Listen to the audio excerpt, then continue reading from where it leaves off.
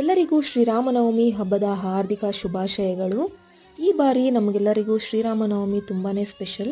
ಏನಕ್ಕೆ ಅಂದರೆ ಅಯೋಧ್ಯೆಗೆ ನಮ್ಮ ಶ್ರೀರಾಮ ಮತ್ತೆ ವಾಪಸ್ ಬಂದಿದ್ದಾರೆ. ಶ್ರೀರಾಮ ವನವಾಸ ಮುಗಿಸ್ಕೊಂಡು ಅಯೋಧ್ಯೆಗೆ ವಾಪಸ್ ಬಂದಿದ್ದ ದಿವಸವನ್ನು ನಾವು ದೀಪಾವಳಿ ಅಂತ ಸೆಲೆಬ್ರೇಟ್ ಮಾಡ್ತೀವಿ.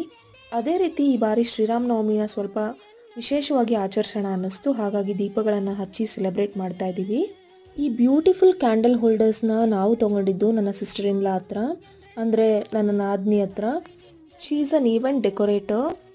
ಅವ್ರದ್ದು ಸಹನಾ ಕ್ರಿಯೇಷನ್ಸ್ ಅಂತ ಇನ್ಸ್ಟಾಗ್ರಾಮ್ ಪೇಜ್ ಇದೆ.